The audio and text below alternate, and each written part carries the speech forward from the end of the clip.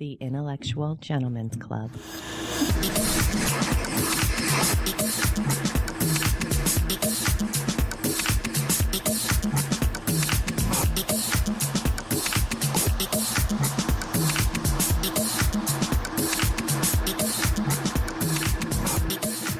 Welcome back, ladies and gentlemen, to the Intellectual Gentlemen's Club. We are at episode 17 with Wendy Jehanara Tremayne.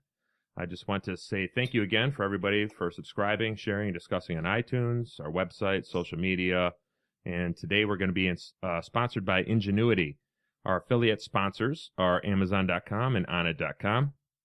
You can find our portal links right through our website, www.intellectualgentlemensclub.com.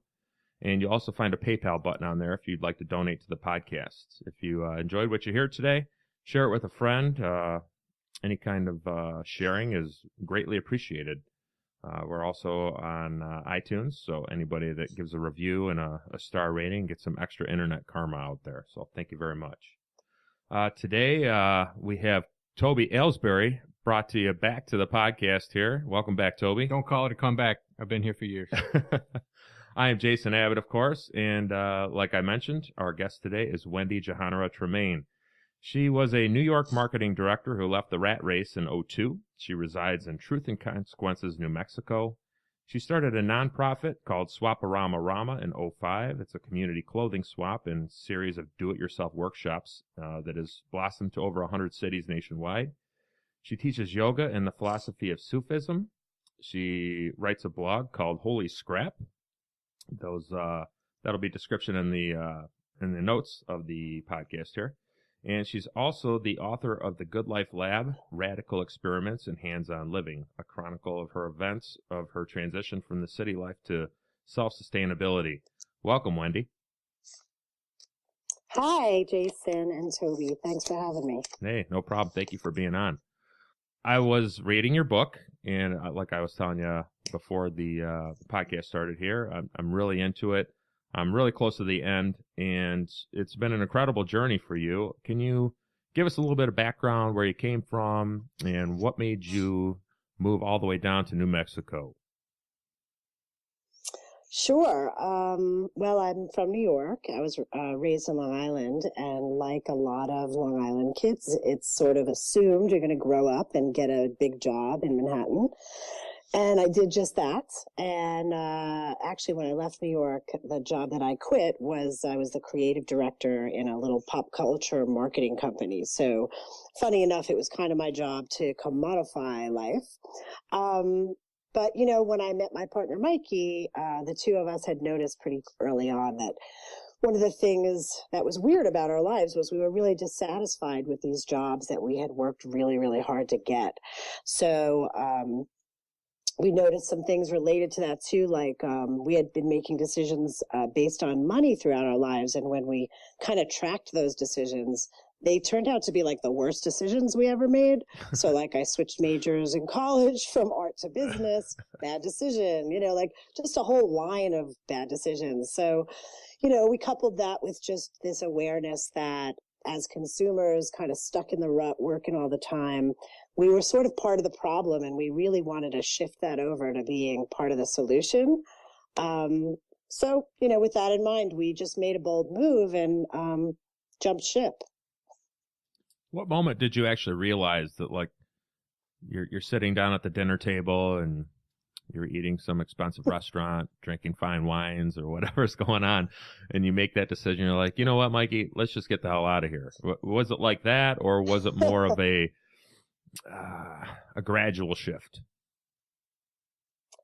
Well, you know, I could answer a couple of ways, because if I reflect back over the course of my life, I could definitely map, like, you know, an accumulation of feelings and thoughts that were pointing this way. And then, you know, there's this moment of buildup where you just kind of can't take it anymore. But the buildup, the triggers that happened in New York were two, actually, I think.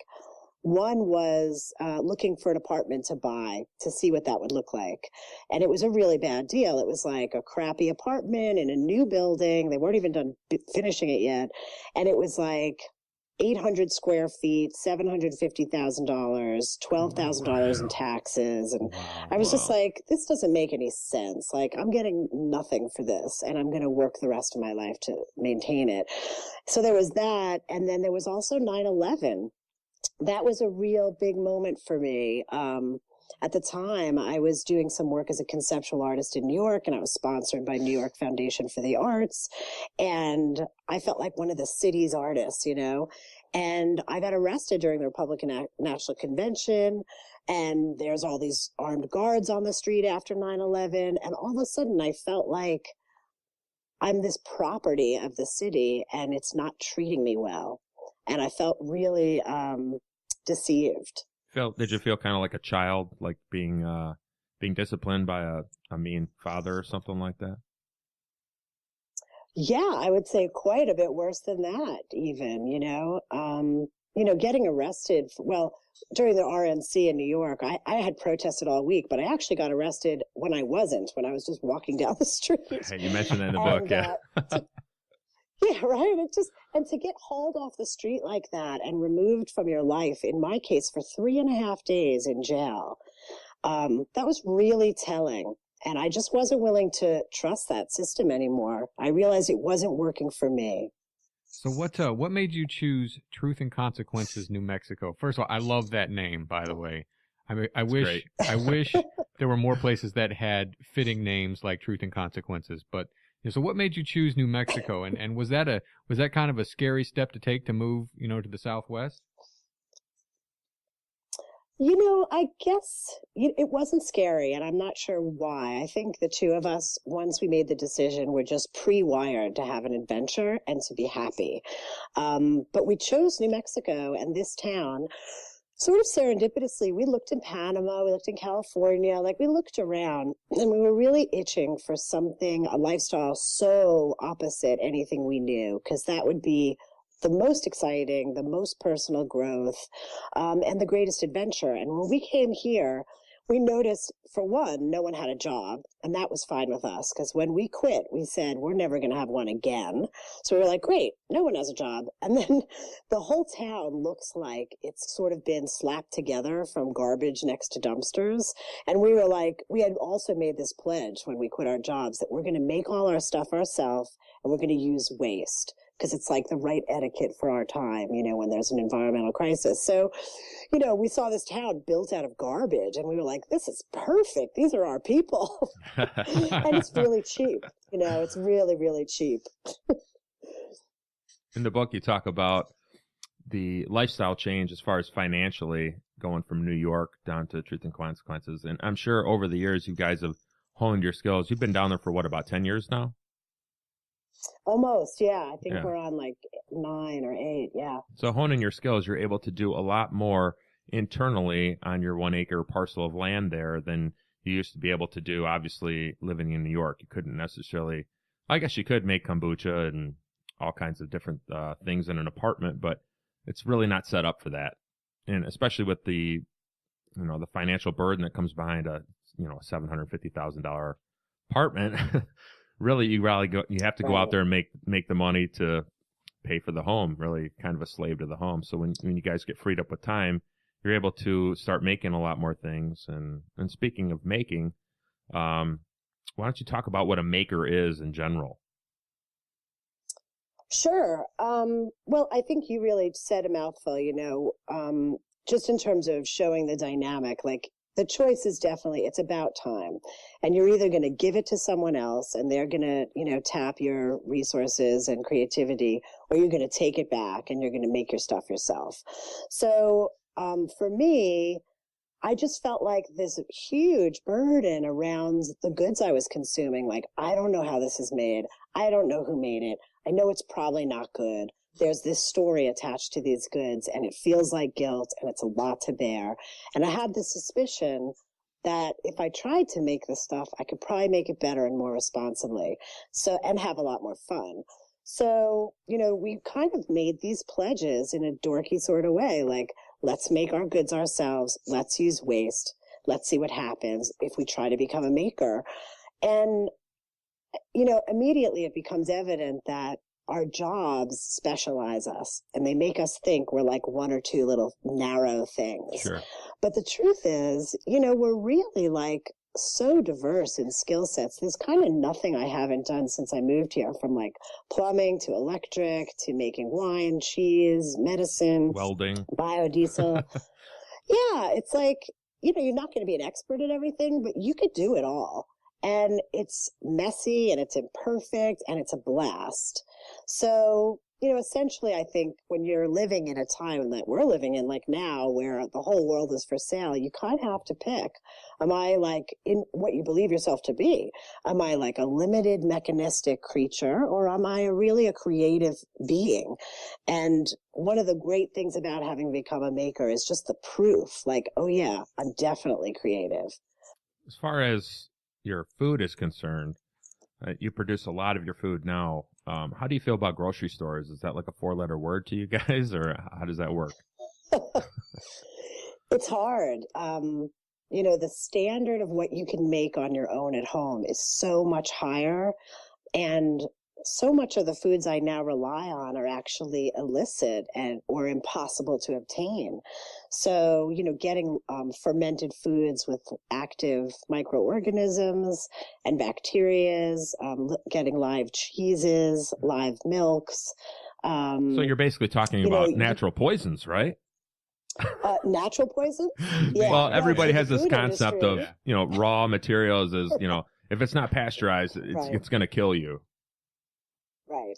It's just the opposite. I mean, we were one of many that, in New York that were just certain they were lactose intolerant. And that's become this phrase, And then, we came out here and we started getting milk from the farmer, unpasteurized, making cheese. And now we eat dairy all the time and we have absolutely no negative response to it. So, I think the industrialized food system might need to pasteurize because the system itself is so big that it's dirty and, but when you're doing it yourself, you don't have those same problems.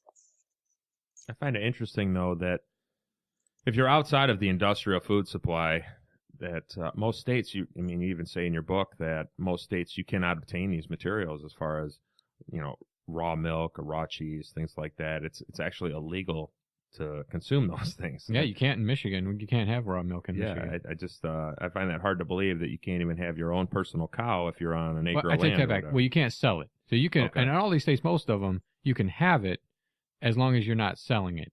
So you can give it away. And I've even heard people going so far as selling bottles with free milk in it. Mm-hmm. But I mean, like a party trick, right? It stretches a little bit, right? Sure. So it all depends on where you live and the local laws and things like that. But it does seem that they're trying to, force us into a corner of what you're allowed to eat and what you're allowed to think and convince us and have all these experts that tell us that all this raw stuff is bad for us. But I've heard so many people like you, Wendy, that have gone and done this and have their own raw foods and are thriving and feeling so much better, and the fog lifts and their mental processes are clearer and they're just doing wonderfully. I had that. My memory improved tremendously. You're going to have to remember but, to do all it's a funny, it's a funny thing. I think, this whole thing we're talking about with the food system, it's kind of based on this presumption that gets handed to us in this nonverbal way that we don't have common sense. So we're assumed to be not smart enough. And, it's interesting, as I live this lifestyle, I realize that essentially what I'm doing is recapturing the common sense. I think it's funny that we had a guest on, and she's a homesteader in the state of Michigan here, and she talked about how it was difficult to move out to the country and raise healthy meats and healthy food for her children who had very allergic reactions to the industrial food supply. I just think it's funny that the more specialized we get, like you were saying, we leave it up to everybody else. So let's say you're a plumber. Let's just take that for example. You're a plumber. You go to work 40, 50, 60 hours a week. You do that specialized and you come home. You don't have the time, obviously, to make food and to make clothes and make electronics and things like that. It's all kind of removed. So you rely on everybody else to to provide that for you, but you don't know exactly or even really think about where these goods come from. And from what I'm getting from your book here is what it's done is not necessarily connect you just to the earth, but connects you to the whole process of everything that is commodified. So you mentioned a couple times when you're, with different products, you're looking a little bit deeper. Where did this come from? Is it produced ethically? Is there a way that I can do this without, slave labor or whatever it might be from, overseas? So I find that interesting. Well, and Yeah. there's something to be said for specialization. I mean, as an economist and looking back on the history of industrialization, it got us to where we are. But I look at industrialization and specialization as kind of a cocoon.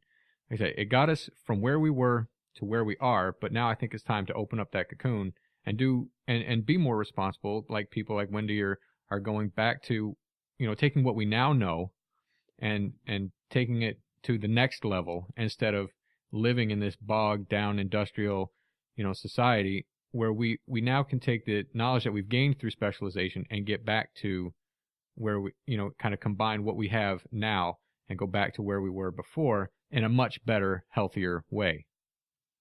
I don't necessarily think it's quite that simple, though. Me and Toby were talking prior to calling you in here on Skype. We were talking. It's very enchanting, and it's very appealing to be able to just kind of leave everything behind and just live off the land and do your own thing and not have to be at the beck and call of somebody all day long.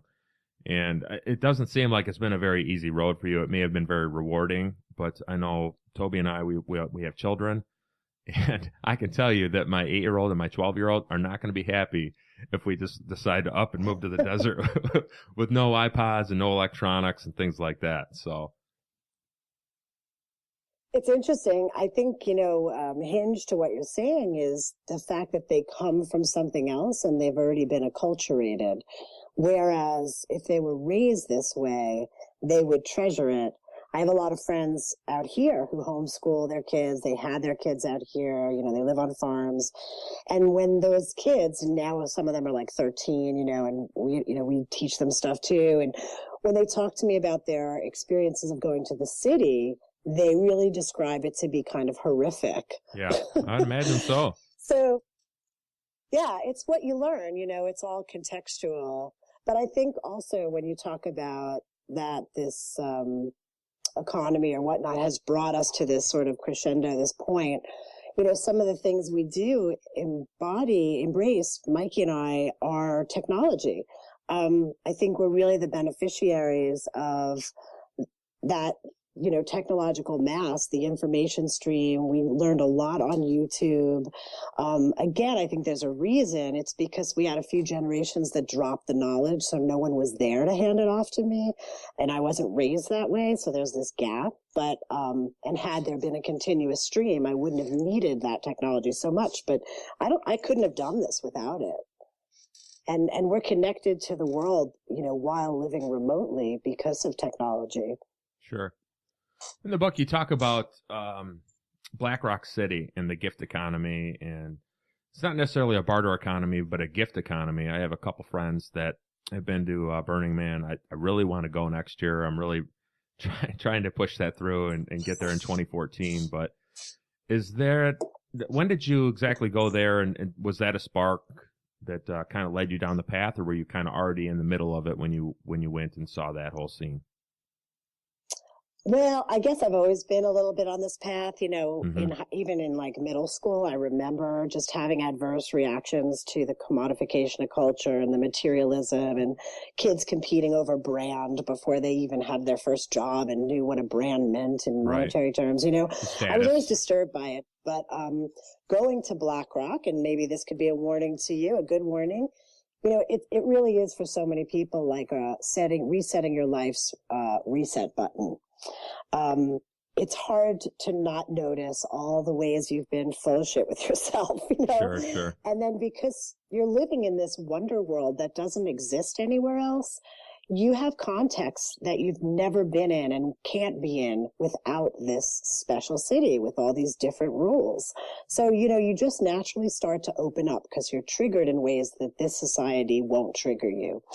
And it's great. And you grow really fast. And for me, that gift economy just triggered all my history of being frustrated with materialism.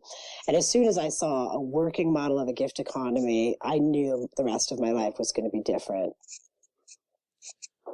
That's cool. I give you mad props for doing what you've done. There's been so many times where I've actually thought about, how can I get off the grid? What can I do to quit my job? That, I don't have a terrible job. I have it relatively easy to a lot of different people out there. They're in worse situations, but I'm not happy with the work that I do.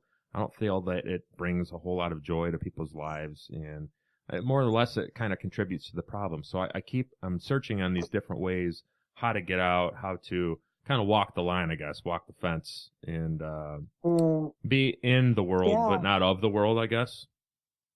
Does that make sense? Yeah, sure. I think what you're describing is really like the sentiment of our generation today. Sure. And really it is. Everyone's looking for like, where's the meaning? How do I be meaningful in this weird context? And it is a struggle, The one thing we can remember, though, is, we're the engine that runs this civilization. It has no life of its own. So what you're giving to a job or to any way that you link into the economy is the most valuable thing in this world.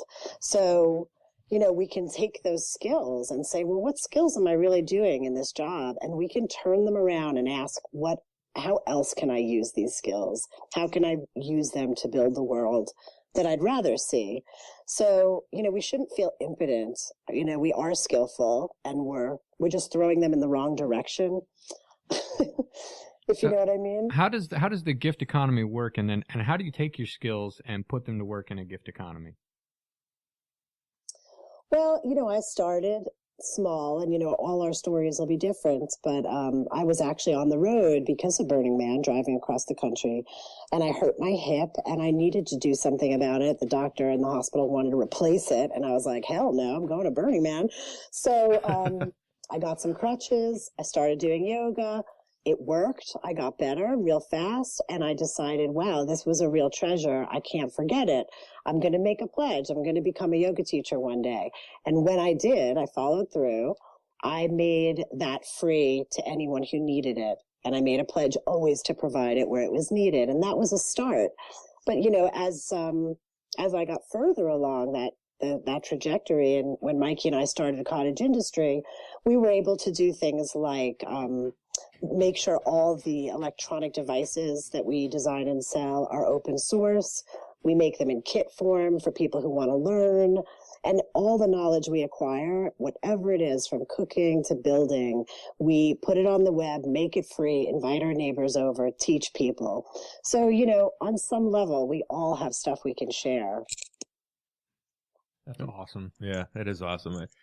When I knew about Burning Man for the last few years, but talking to a couple of my friends that have actually been there and what it's all about, it's amazing that everybody brings in and packs out, and it's a complete, it's leave no trace type of mentality. And some of these sculptures and the art that is there, it's larger than life. I just can't imagine how somebody can set this up and take it down, and it's just amazing. But everybody has to bring in what they're gonna bring for the entire week, right? I mean, it's not like you can just head to town and pick up water or food. And that includes like cooking. That's your shower. You have to bring the way to bathe. And not only that, you can't let the water run into the sand.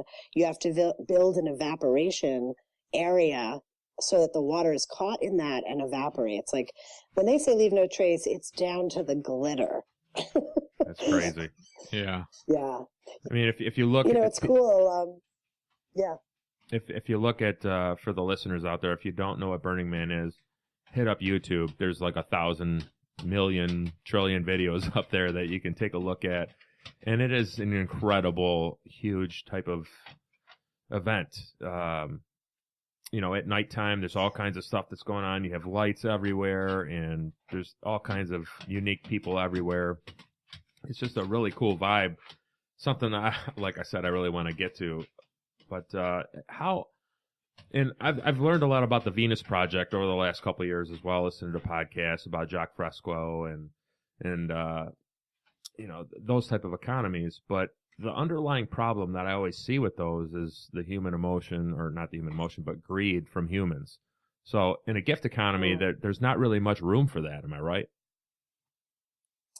Well, like anything, I guess humans are a little naturally competitive, because what you see in a gift economy, the one at Black Rock City, is people get competitive about giving.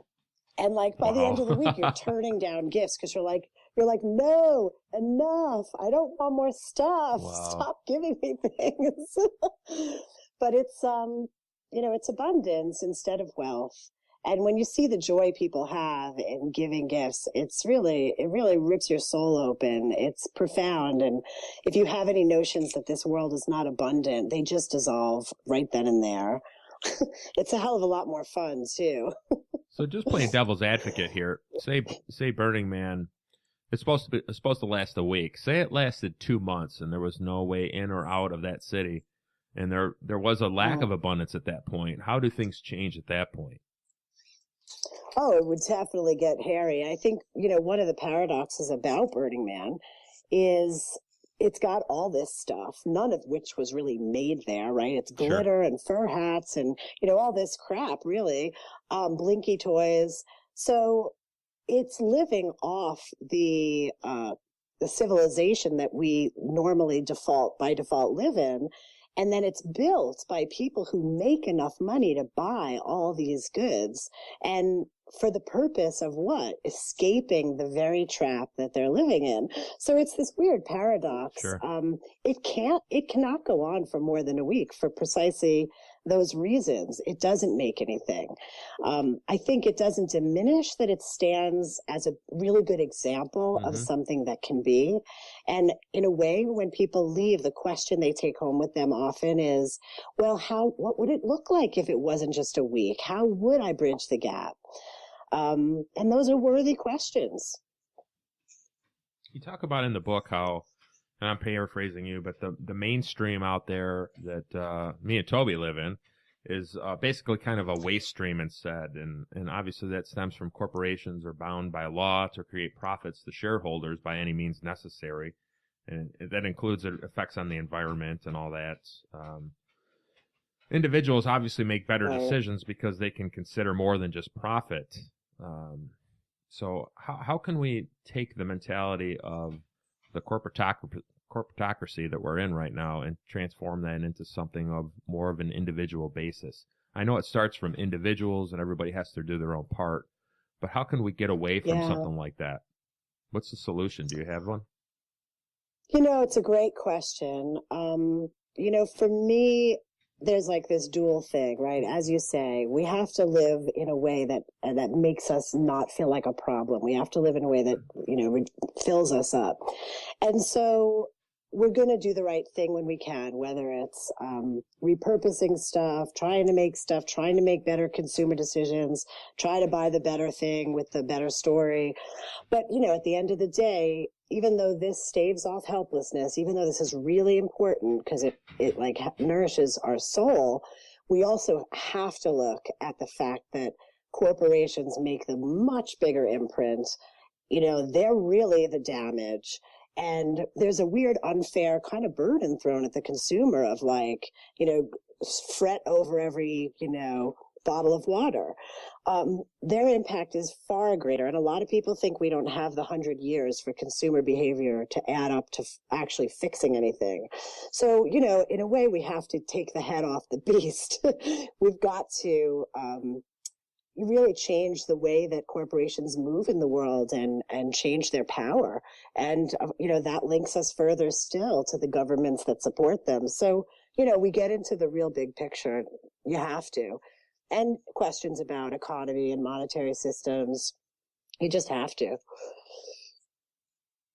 True. I don't know the answers. I think you found your answer. I think that's pretty clear. I mean, but in an individual, by doing what you have done, I mean, it takes a large burden, obviously, off the stress of the mainstream.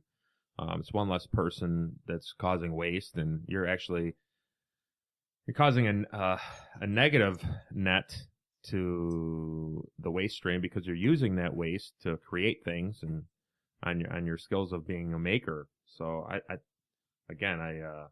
my hat's off to you. Well, I think one of the biggest obstacles to getting there is the way we're thrust into these roles where we're dependent on the society for the things that we need instead of being taught industry, instead of being taught personal responsibility and taught how to do these things. Like you said, we're kind of sat in rows as children and taught, 2 + 2 is 4, and then we're expected to get a job and do something about as meaningful as 2 + 2 is 4 until we die. And instead of learning how to, do the things that would actually fulfill us and make us happy. But the problem is now you've got so many people that are unwilling to do what you've done. I mean, they just like, well, that just sounds like an awful lot of work, man. Sure. So I think that's part of the problem now is, we've just gotten too lazy. Things have gotten so easy, when you can wake up in the morning and within 10 minutes you've got running water and electricity and everything you need done in 30 minutes. Things that used to would have taken hours to make a breakfast, now you can do it in 10 minutes in a toaster pastry. And people, I think a lot of people would be unwilling to give that even just a chance, which is sad because I think they would be much more fulfilled. Sure. I think it's kind of almost in our DNA to build something up, to make something, or to however you want to do that. It was interesting. Sure. My daughter had some homework, and I was looking at it and was talking about the Native Americans and how once a food supply has been sourced out and they didn't have to worry about food, it frees up a lot of extra time for extracurricular activities as far as doing whatever, dancing or parties or whatnot. But I've had this discussion with a couple of my friends, and I'm surprised by the reaction, and I don't know why I'm so surprised. I figured this opinion's on a lot of different people out there, but I'm a vegetarian, and we got into a discussion about why so, and there's a lot of different reasons, but one of my reasons is I see something very wrong with the industrial meat supply in the country. And he's like, well, what are you going to do about it? I'm like, well, by me not eating meat, that's one less animal per whenever that has to be slaughtered that isn't needed for the slaughterhouse or whatnot. And he's like, man, you're thinking too deep. It's like, I've heard that before too, but it's not necessarily that I'm going to, I'm in a battle and I'm going to win just by not eating meat. But I like to provide that example as somebody to look at and say, wow, well, he's doing something. I want to know that I'm making a difference in the long run. And I think a lot of people don't believe that they have that personal power, that one man can't do anything. But I think as people get together, and when you're talking about online communities, which we've talked about a lot in the podcasts, or people come together, I know you mentioned in your book that you guys have people from all across the country that come in once a year or something, and you guys have food parties and demonstrate your technologies and gift out everything. I just think if there was more individuals that thought that they could make a difference, then maybe there would be a difference that's made. I think you, again, said a mouthful of really great stuff there. That. And I want to point out, just taking it back to where Toby started, to me, just on that notion about, it seems so hard, we've gotten so lazy, things come so easy to us. I was just on the road since May, city to city on this book tour, and I look at the lives of the what I'm now calling the working poor, which is people with really reasonable jobs, editors, really good jobs, that I look at their lives as so hard. They give up so much, and the hustle to get to work and the commute and the expense. And then I got to run and get my kid. And then I got to hustle to do this. And I don't have time to make good food. So I'm going to make a compromise. And, it's just a life of compromise and really labor that isn't justly paid for. For what they give, they're actually not getting enough back, not enough to live sanely. So that looks harder to me than the labor I do, which is actually quite paired with leisure. It doesn't feel like labor because it's enjoyable, and I like to use my body, and in everything I'm doing, I'm connected to nature and I'm learning something all the time. I just feel like this is so much easier. So isn't that kind of funny? Well, it's just a different paradigm, right? I mean, so people think that, I need to get a job and I've got to go to work 8 hours a day. And when I get home and, I got to mow the lawn, I got to physically do something besides sit on the couch and watch TV. And that's hard. Right. And so doing that day in and day out, I mean, it wears them down. But I think you're right. I think when you get out and you do something and you, at the end of the day, you can see the results of it, whether you're building your house or you're putting in a garden or harvesting from your garden, and you get to actually see that, truly, not just metaphorically, the fruits of your labor. I mean, I think that would really inspire people to want to do this. It's just getting people to that step is really, really hard, I think, sometimes because of the paradigm we've been brought up in. Like you said, we've got good jobs and we're supposed to be able to go to the market to do this stuff. Why would we spend time in a garden? Well, another funny aspect, taking it back to Burning Man is a great example of people, right, who have big jobs and don't have time to do labor. What do? When they're given an opportunity, they run to the desert, to a party their temporary ass city, off, right? And they build in the desert in 110, and they work so hard, and they're all, swinging hammers and drills and building these enormous things that as soon as they're done building it, it's like the last day of Burning Man and they light it on fire. What are they doing? Right? So they're taking back their labor and they're saying, I want to do this. This is my cure. And then I'm going to burn it so that I assure that I get to do it again. Yeah. Well, like you said, it's all about time, right? I mean, it's time. That's the one resource, that we can't hold on to. We can't pack it away. You can't make more of, and you never know how much you have. Right. And so to spend it as a wage slave day in and day out, just eking out an existence, I mean, it's almost the definition of insanity. Sure. Doing the same thing over and over again, expecting a different result. Right. But to put yourself to work. The weirdest thing is, essentially civilization is just taking nature, because there is nothing else, and then using all these weird systems to abstract it into forms that we call products, and then they're selling it back to us. And the cost is our lives. We are the engine that makes the goods in the first place. So, it's just so weird. Like, it's unnecessary is, I guess, what I'm trying to point out. You already own nature. It's our birthright. You're allowed to have it. You don't have to participate in this cycle in order to have what you need. I see this meme floating around on Facebook and on Twitter a lot. It's something to the degree of, it's a great risk to wager that by spending your time doing something now, you'll be able to find happiness later. And Toby, what you're saying, you don't know how much time you have left. And that's something that kind of hits me in the gut every time. Like, shit, I really don't like my fucking job, but it's something that, the ends justify the means. Something I want to break free from eventually. I don't know if you read Thoreau's Walden. Have either of you read it? Oh, yeah. I haven't. I love Henry David Thoreau. So I don't know if you remember. Ralph Waldo Emerson, all the Transcendentalists, good stuff. So anyway, I don't know if you remember in the book, but there's a part where he says the reason he went to Walden Pond to live off the land and have this experience away from civilization was he was afraid that he'd get to the end of his life and realize that what he had been doing, this whole thing in civilization, wasn't living. And he'd have to reconcile that in his whole life, he never spent a day living. So I think that kind of is what you're saying, same sentiment. It's a scary thing. Yeah, I think a lot of us are scared, that we spend our lives dying slowly and never really living. Well, we do this other weird thing I've been thinking a lot about lately, which is, we have these natural reactions to the artificial system of civilization. So like we feel isolated, we feel stressed, we feel exhausted, we feel disconnected, we feel separate from nature and all these things. And when we have these reactions, these natural reactions, instead of using it to say, oh, well, civilization's a little bit wrong, let me fix it to honor myself and make it work for me. Instead, we take a pill and we call it a disease and we force ourselves to adapt to it. But it's dead. It doesn't even have any life. And we're actually the only thing that lives. We're the common sense. So it's weird if we don't honor the common sense and we honor the dead system. That's scary. That's like sci-fi crazy.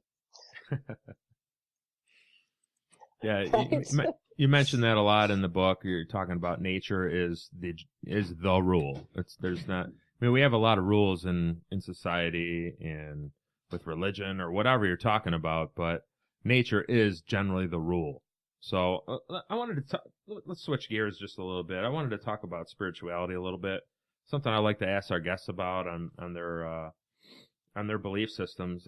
You talked about yoga a bit and how that helped you out physically. Does that give you an emotional sense of well-being? And talk about Sufism a little bit. I know that you're heavily involved in that. Yeah, well, I had always been a seeker. Again, I think it started early with my response to materialism. And I started asking questions like, well, what is real? What is real? What is value? And I couldn't really find it. So I went searching, and I bumped into a lot of different traditions. I had a big dip in yoga, which I think is wonderful for helping us move through some of the body's memory of the life we lived. Like, imagine, life is like this giant football game and you get all beat up every day. You go out there and you just kind of get beat up and tossed about. Yoga is a way of like an Etch-a-Sketch, clearing the body every day of all those memories. Like, okay, clear, so that you can actually be present to what's happening and not live out of those memories.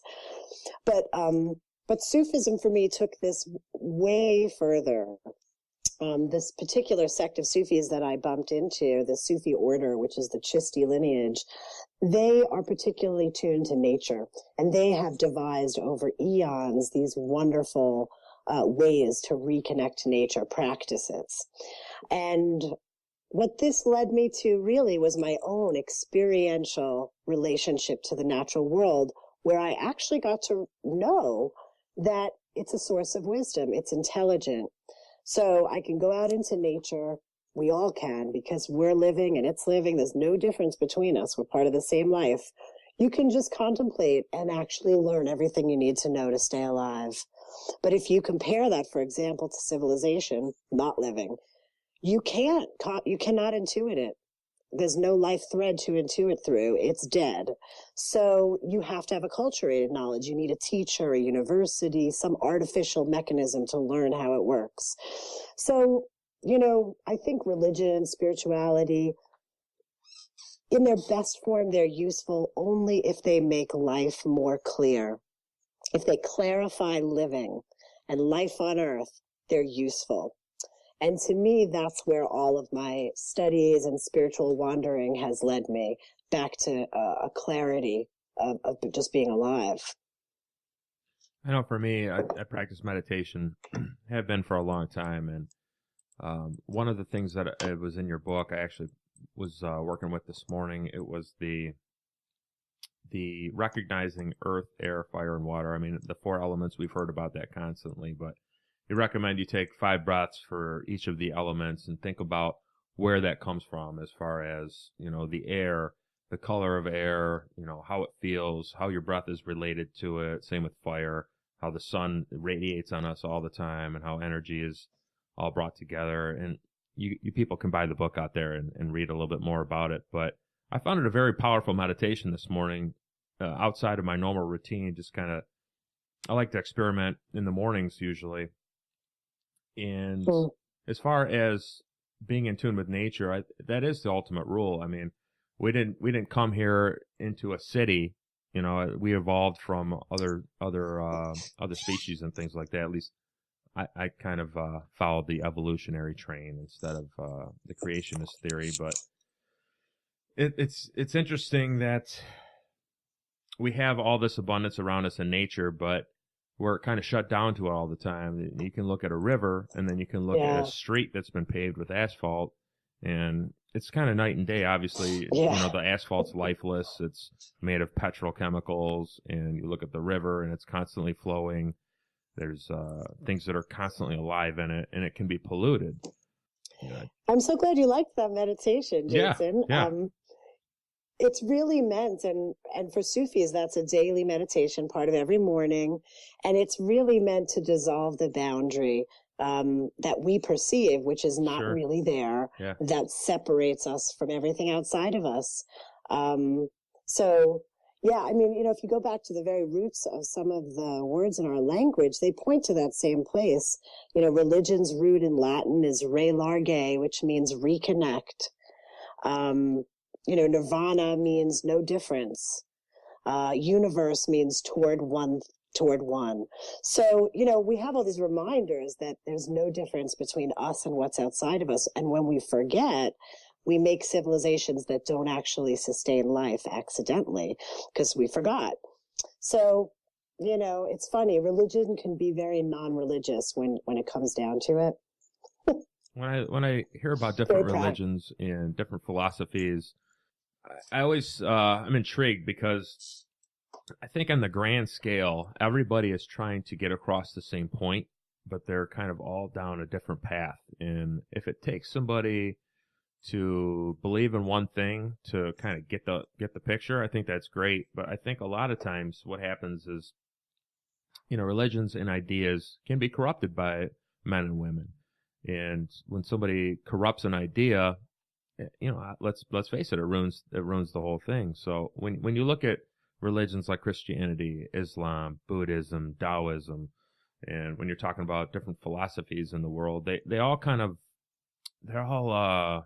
revolved around this oneness. And I know, specifically with meditations and even with psychedelics that I've experimented with over time, they've all kind of brought me to this place where, okay, this makes sense. I feel one with the entire universe and with God and with all my fellow creatures on the planet, humans, animals, plants.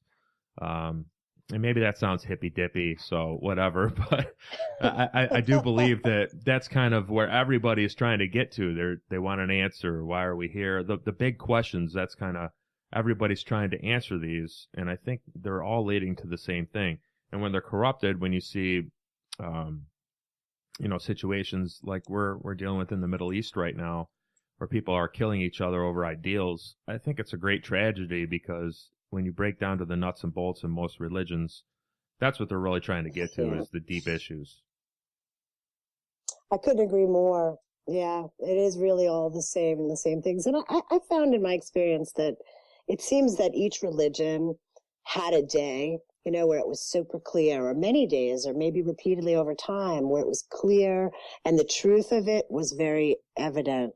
And then as time progresses, it has down times where it's muddied, the truth is lost, it's not vibrant, and maybe it'll climb up again, But I think it's important for everyone to notice that they all contain truth. I mean, just on a fundamental level, not that many people can't be wrong, right? They've all got a seed, and it's really our task to unpack it. If you really want to know, this life and truth and beauty, it's our task to unpack all the crap around it that made it look so bad and realize there's something real in there, and just consider all the religions, humanity's collective history on what we understand about ourselves. We don't have to say one is better. They're all like one book, different chapters. Sure. And just as like a seed it's got all the genetic information in it to grow and to do its thing, whether it's a tree or a tomato plant or whatever it might be, humans have that seed in them as well. But I think the difference between a plant that has a seed and a human that has a seed idea is that it can be corrupted by other people. It can be corrupted by situations. And I think a lot of the religions and ideas and philosophies of history have been corrupted and ultimately caused a lot of great pain and suffering where, if you look a little bit deeper, you can find, the underlying issue with everything. So, well, it seems too that one of the ways religions go wrong is when people start to try and interpret the prophetic text literally. These are like art. They're metaphorical and they require the imagination. And the imagination has sort of gone south, in this industrial age of, practicality and science. So if we invite the imagination back in, we're, I think, a little more able to go back and read these texts the way that they were written, and not so much literally. It seems like literal translation really leads to problems. Toby, what's your thoughts on the whole religion ideals? Well, I think a lot of it you know, like you said, it starts with a kernel of truth, and I think a lot of times where it gets corrupted is, all right, how do we spread this? And you know what I'm talking about, Wendy, because you used to be in marketing. All right, how do we take this idea that's pure, that is innocent and perfect, and how do we get it out to people? Well, maybe we need to make it look a little bit like this, or maybe these people over here might appreciate it if it looked a little more like that. Tinker with it a bit. And so all of a sudden, in order to get your idea that was originally pure and perfect and wanting to do good and love and do something creative, all of a sudden becomes this ugly, perverse caricature of what you originally wanted to get across to people. And I think that's what's happened with a lot of religion, a lot of people who would call themselves religionists or followers, faithful followers of one faith or another, is that, they found some connection and it felt right and it felt pure and it helped them, like you said, find that truth, something that resonated with them, that made them feel one with other people and not just out there floating, in the military we call it out there flapping. And so, you felt a part of something and then it disappears. And then, so how do we get it back? How do we get it back? How do we get that feeling back? It's almost like that high that you get. All right, how do we reestablish? And so they try different things, and sometimes it works, and sometimes it doesn't. Sometimes it comes close, and they keep tinkering with it, and then, but like you said, sometimes they just have their moment. Sometimes it's just, the stars align, and you feel good in that moment with that person, with that idea, or that thought, or that philosophy, and it works. But just like nature, it keeps moving. I always love the metaphor of the river. The river can be beautiful every day, but it's never the exact same river. Never once. That's nice. And you've got to keep evolving. You've got to keep moving if you want to grow. And you need to experience different ideas to keep things fresh and new and pure, because it's just going to get stale and die if you don't. You have to keep living. You have to keep moving. Well put, buddy. Well put. That's a lovely metaphor for the river. And I think you're describing it so well. It's like a game of chase. Like, as minute you try to capture something, it's changed. How do you embed your interest in the continuity and the change? Well, I think the best part about it is not trying to hold on to that moment, but to experience each moment as new and fresh and pure. And that's really where that oneness comes from, because you weren't trying to get it when you got it. And that's what people seem to forget, is that when they had that moment, they weren't necessarily searching for a moment. They were searching for something, and they got that moment, whether it was meditating, or for me, I get it a lot when I'm running or doing something like that. But, you're not searching for it. It all just kind of works together in that one moment, and then you move on to the next moment. And when you try to recapture a moment in time, it's like trying to catch that same handful of water in that river. That water's gone. It's down the river. Somebody else is experiencing that cup of water now. And you just need to take the next cup of water or the next moment and appreciate it for what it is. That's a great point, man. And I think a lot of times where all we really have is the moment now. Like, the past is gone. You're never going to get that back. The future hasn't happened. There's no sense in really worrying about it, but we all do. But once you find that moment, that oneness, like we're talking about here, the all-encompassing feeling of well-being, you try and hold on to that, and then by holding on to that, it's gone. It's something that you can't really hold on to. You just if I'm experiencing something in a meditative state, I just try and take it for what it is in the moment. I appreciate it for what it is. I know it's not going to last forever, although I wish it would. But as soon as I try and have an end game to my meditation sessions, or for whatever I'm trying to do, if I'm trying to search that feeling, if I'm seeking it out, I'm not going to find it. It has to come on its own, like you're saying. It's funny, guys. I hear you both saying the same thing in different ways, which is that you trust something. So you're both trusting that another moment will come.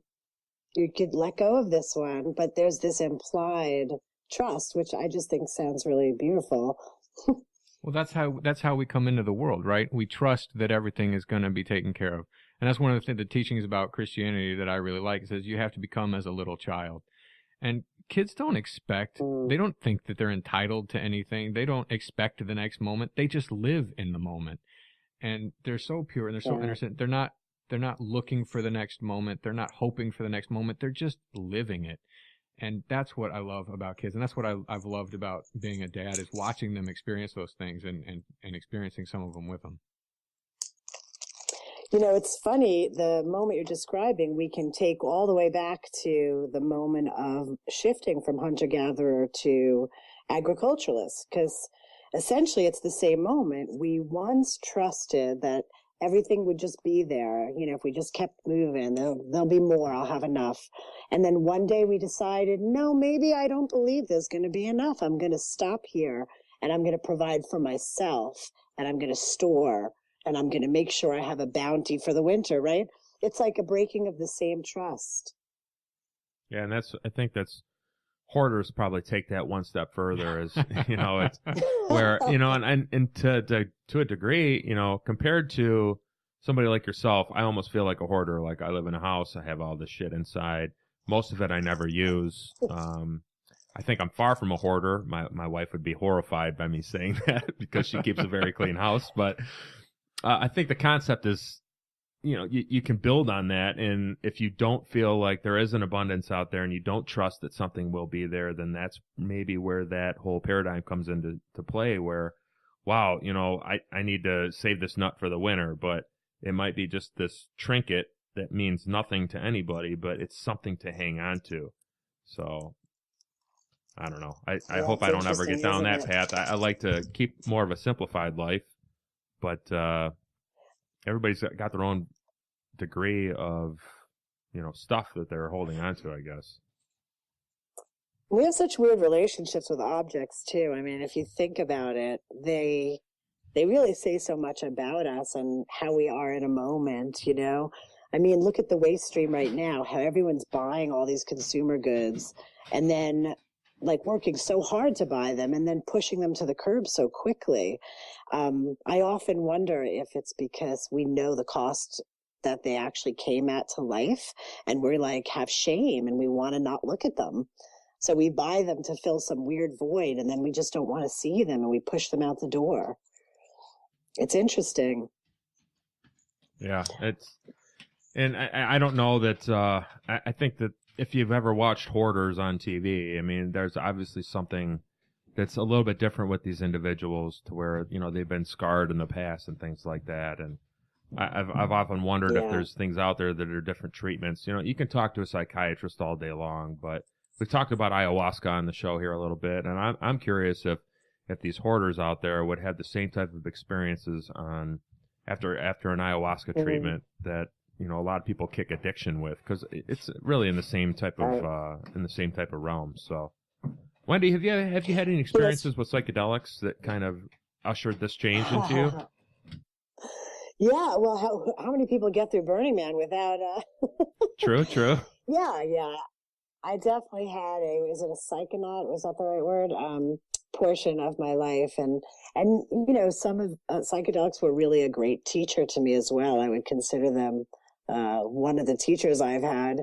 Ayahuasca in particular, you know, I've always found with ayahuasca that was the gateway where you learn what you have permission to do. So every time I used ayahuasca, I would have an interaction with a female, usually like a plant or a snake, who would let me know, like yoga, for example, if I have permission. And then I felt really empowered after that. Where did you have your experiences at? Back in New York, I had a good friend who is an ethnobotanist who studied in Peru, and I just had a good setup to be able to have those experiences. It's been a long time. Sure. Yeah, it's something I'd like to experience. I haven't dabbled yet. I've had good friends tell me that it's important to have it in a natural setting, as far as like in the jungle or something like that. But I would be willing to try it in a city environment, but I just haven't. I'm not really in those circles. If anybody out there wants to reach out to me, you can hit me up on the website, grab me, hit me up through email. But as far as like psilocybin, probably one of the most influential experiences of my life. I took probably a little bit more than I thought I should have at the time, and I wanted to see how far I was going to go, and I fell inside a hole in my head, and I learned a lot about myself, and that's kind of where I had been seeking before then, but that really ushered in a lot of different ideas like, well, what am I doing here? Like, why am I making these decisions? Is this something that I should be doing as far as this portion of my life? Am I balanced? And it really brought a lot of balance to my life. I haven't had quite an experience like that in some time, but definitely one of the most influential experiences of my life. It's such an interesting time right now because they're becoming popularized, and ayahuasca in particular. And I think as I watch that happen, I know some groups that are really into it and kind of, encouraging kids to get into it. I think I really want to just say from my experience, one of the things I would like going out with those messages is these aren't substances you're meant to use again and again and again.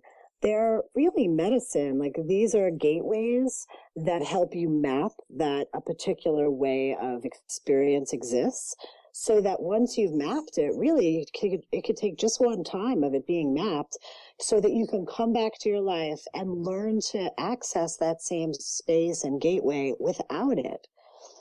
It's funny you mentioned, So, you mentioned map.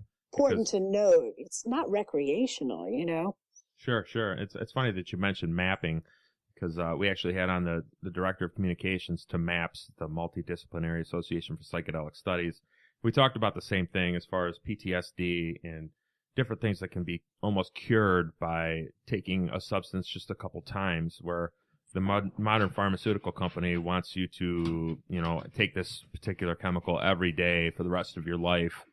And where a couple sessions of MDMA can do 30 years worth of therapy. And this is, these are scientists and licensed practitioners that are telling us they're having great results and things like that. There's no profit in that, Jay. There's no profit. That's exactly the problem, and if there's no profit, and then you're talking about commodified systems again. So you made a pledge to live an uncommodified life. And do you think you've lived up to that so far? Not without compromises. It's really impossible, I think, right now to have come from commodified life and then to just be completely decommodified. Like, I'm always asking, how do I do it? And I'm always trying things, but I'm still pumping city water to feed my gardens. I don't have a choice. How dare you? I can't catch enough rainwater. I buy manufactured tools made in, factories so that I could build out of waste. It's just full of paradox. And I think it really, for me, defines the time we live in. Like, we're the people and the generations that have a foot in being the problem and a foot in being the solution. And we're like a bridge. And I try not to be hard on anybody. Like, anything we can do takes some work and thought and commitment, and it's commendable. And I still make compromises all the time. Sure. I think a lot of a big problem is, people look at black and white, and it's never exactly black. It's never exactly white. There's always somewhere in between. But I think as long as you understand what the extremes are, you can find your way in the middle path. And I think that's where, most of the magic happens is in the middle. Yeah. And, I think we got to be easy on ourselves too. We didn't build the problem, we inherited. It was made by generations over time. And here we are in this like panic scramble, God, one other generation had to live with like the whole world might not make it. I mean, it's madness. So I feel a little bit like we ought to be kind to ourselves and realize that, and also remember to point to where the problem is greatest. Again, corporations and governments that support them. I agree.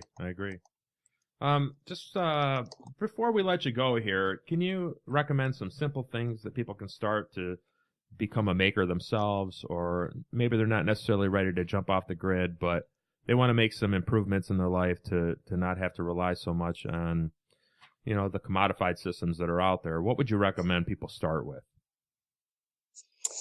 Well, we live amid the largest surplus of goods ever to exist in the waste stream in the history of the world. So for one, I would recommend to everyone to do what I did in New York and I'm still doing, which is seek materials from the trash. It's all there.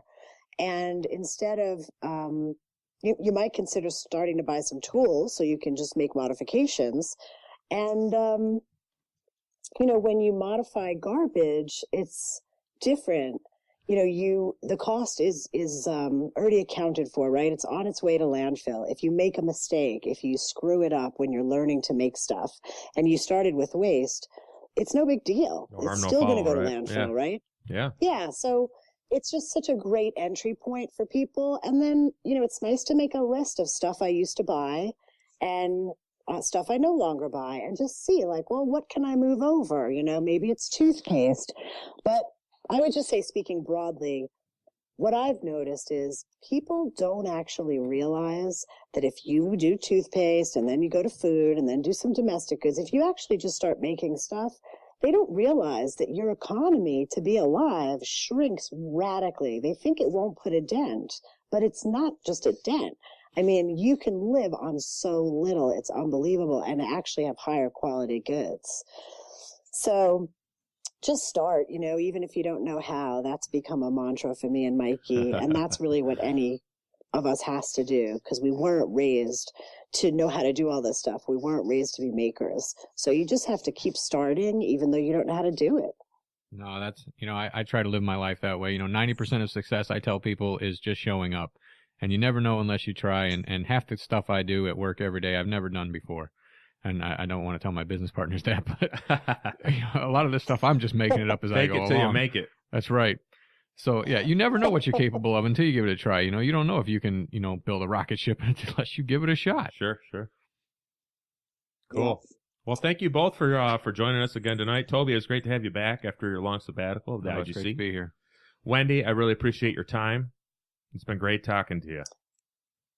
Thank you. I really enjoyed it. Take care, guys. So, where can we find you, Wendy? Where can our listeners find you? I know you got the website, the blog, the book, Facebook, Twitter. Why don't you give that stuff out? Pimp yourself out here. There's so many. Yeah.